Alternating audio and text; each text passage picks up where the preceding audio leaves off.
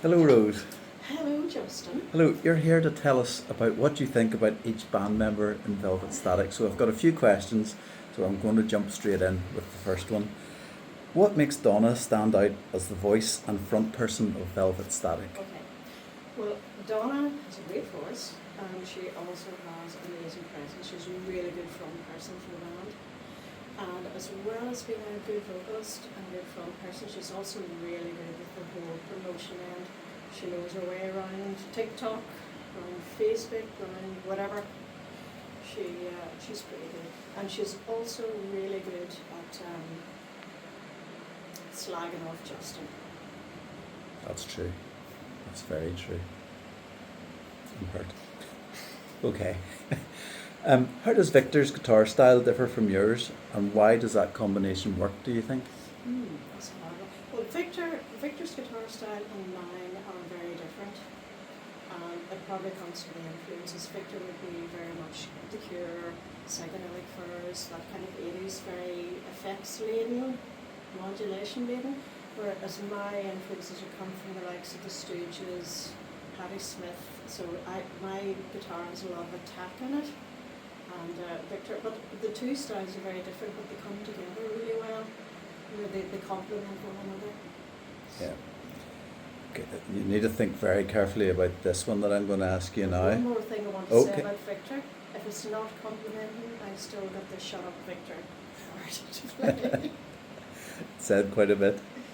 Okay, you need to think very carefully about this one. And I didn't come up with this question, so what would Justin's unofficial job title in the band That's really easy.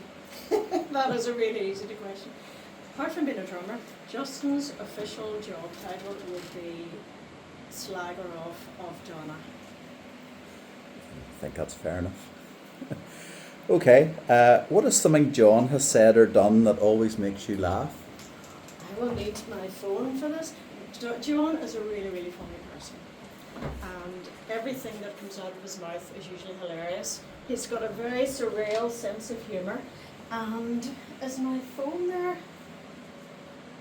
Just an example of one of the messages that John sent to me recently. Find it. Here we are. We're sort of organising to meet for the practice. And John said, I'll call for you about 7:30. I bring an argumentative pigeon and a weasel that can whistle a theme tune from Shaft.